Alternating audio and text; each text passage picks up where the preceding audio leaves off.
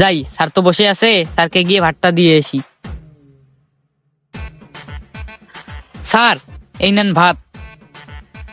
Sir, ভাত তো দিলাম, কি দিয়া খাবেন? আচ্ছা, তোমাদের খাবার তালিকায় কি কি আছে? স্যার, মাছ গোস্ত ছিল, একটু আগে শেষ হয়ে গেছে। এখন ডিম আর সবজি আছে। স্যার, এখন আপনি কোনটা খাবেন? আচ্ছা, এখানে যেহেতু মাছ আর গোস্ত নেই, তাহলে তুমি আমাকে ডিম আর সবজি দিয়ে ভাত দাও। আচ্ছা ঠিক আছে স্যার, এখনই আনতেছি।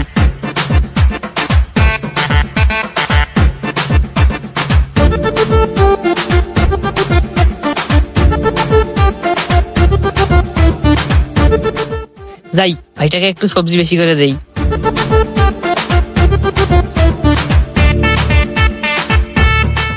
এই নেন স্যার, আপনার জন্য ডিম আর সবজি নিয়ে আসছি। স্যার, আরো কিছু লাগলে আমাকে বলবেন। আপনি খান, তাহলে আমি যাই। আচ্ছা ঠিক আছে, যাও।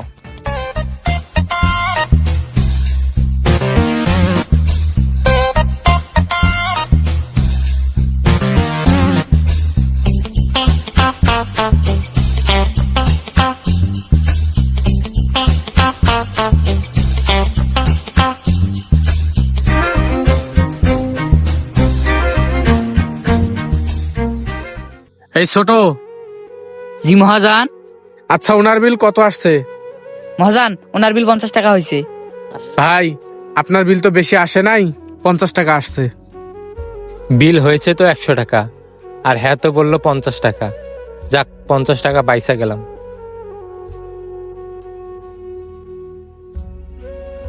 ঠিক আছে ভাই, আবার আসবেন। আচ্ছা। কিছুই বুঝতেছি না, এত কিছু খাওয়ার পরও মাত্র 50 টাকা বিল আসলো। ছেলেটা আমাকে ভালোভাবে খাওয়াইলো, আবার 50 টাকাও বাঁচাই দিল। যাক, ওকে 20 টাকা বকশিস দেই। এ ছোট ভাই, এইদিকে আসো। জি ভাই, আসতেছি।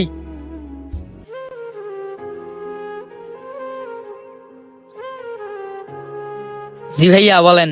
ভাইয়া, তুমি তো আমারে ভালোভাবে খাওয়াইছো, আবার 50 টাকা বাঁচাইও দিলা, তাই আমি তোমাকে খুশি হয়ে 20 টাকা দিচ্ছি। জি ভাইয়া, ধন্যবাদ, আবার আসবেন। আচ্ছা ঠিক আছে, যাও।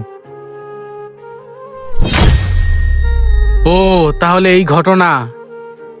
আজকে ওরে আমি একটা উচিত শিক্ষা দিয়াই ছাড়মু। এই সময় আগে দিকে আসো। হায় রে, ধরাটা বুঝি খাইলাম। জি মহাজান, বলেন। কি সোহাগ, ওই লোকটা তোমাকে বাইরে ডেকে নিয়ে যায় 20 টাকা দিল কেন? ঘটনা কি? হ্যাঁ, মহাজান, আমি যখন আগের হোটেলে ছিলাম, সে প্রতিদিন আমাদের ওখানে খেয়ে যাওয়ার সময় আমাকে 20 টাকা বকশিস দিত। তুমি কি ভাবছো আমি কিছু জানি না? তোমার মতো 10টা লিভার আমি চালাই খাই, আর তুমি আসছো আমার কাছে মিথ্যা কথা বলতে। তাহলে এবার শোনো আসল কাহিনী। শুভ, যে কারণে ভাই তোকে আমি এখানে ডেকে নিয়ে আসলাম। আচ্ছা, কি হয়েছে বন্ধু, বল। বন্ধু, আমি তো অনেক বড় একটা বিপদে পড়ে গেলাম। আমার হোটেলে যখন কেউ খেতে আসতো, এই মিনিমাম 250 থেকে 300 টাকা বিল হতো। কিন্তু আমার হোটেলে নতুন একটা কর্মচারী নেওয়ার পর থেকে আমার হোটেলে তেমন কোনো বিল আসতেছে না। আমার হোটেলটা আস্তে আস্তে ক্ষতিগ্রস্ত হয়ে যাইতেছে। ও, এটা তো চিন্তার বিষয়। আগে বিল বেশি আসতো, আর এখন কম আসতেছে। আরে হ্যাঁ, আমি কিছুই বুঝতেছি না। এরকম ভাবে চলতে থাকলে তো আমার ব্যবসা লাডে উড়ে যাবে। কি যে করি। আচ্ছা বন্ধু, চিন্তা করিস না, নতুন কর্মচারী আসার পর বিল কম আসতেছে, বিষয়টা আমি দেখতেছি। আচ্ছা বন্ধু, যত তাড়াতাড়ি পারো তুমি এই বিষয়টা একটু তদন্ত করে দেখো। আর বন্ধু, যত তাড়াতাড়ি সম্ভব আমার হোটেলের যে কর্মচারীটা অবৈধ কাজ করতেছে, ওগুলা তদন্ত করে ওর তথ্যটা আমাকে দাও।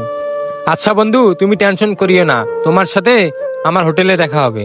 তুমি তাহলে থাকো, আমি যাই। আচ্ছা ঠিক আছে, যা, হোটেলে আইস। আচ্ছা ঠিক আছে। এই সোহাগ, কি এবার কথা বলো না কেন? মহাজান, আমার মাফ করে দেন, আমি অনেক বড় ভুল করে ফেলেছি। আমি আর এসব করব না। তোর মতো কর্মচারী আমার দরকার নাই। তাহলে তুই তলে তলে এতদিন আমার ক্ষতি করে রাখছস। অনেক ভালো মনে করে তোরা আমি হোটেলে নিছিলাম, কিন্তু তুই তলে তলে আমার এত বড় সর্বনাশ করছস। তুই এখনই আমার হোটেল থেকে বেরিয়ে যা, যা। মহাজান, আমার অনেক বড় ভুল হয়ে গেছে, আমি আর এসব করবো না। মহাজান প্লিজ, মহাজান আমার একটা সুযোগ দেন। তোর আর কোনো সুযোগ হবে না, তুই এখনই আমার হোটেল থেকে বেরিয়ে যা। তোর মতো কর্মচারী আমার দরকার নাই, তোর ভালো মনে করছিলাম। যা, হোটেল থেকে বেরিয়ে যা।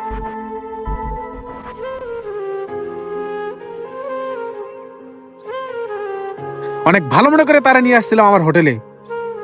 আমার ব্যবসা একদম লাড়ে তুলে দিছে। শালা, ভিডিওটা দেখে আপনারা কি বুঝলেন? প্রত্যেকটা দোকানদার ভাইদের উদ্দেশ্যে আমি একটা কথা বলতে চাই, আপনারা আপনাদের কর্মচারীদেরকে একটু চোখে চোখে রাখবেন। তারা কিছু টাকা বকশিস পাওয়ার জন্য সবকিছু করতে পারে। এতে আমাদের ব্যবসা প্রতিষ্ঠানগুলো ধীরে ধীরে ধ্বংসের পথে চলে যাচ্ছে। প্রত্যেকটা স্টাফ যে খারাপ এমনটা না, কিন্তু কিছু কিছু স্টাফ আছে তারা এমনটা করে থাকে। তবে এগুলো থেকে আপনারা সতর্ক থাকবেন। ভিডিওটি ভালো লাগলে পেজটি ফলো করবেন। ধন্যবাদ।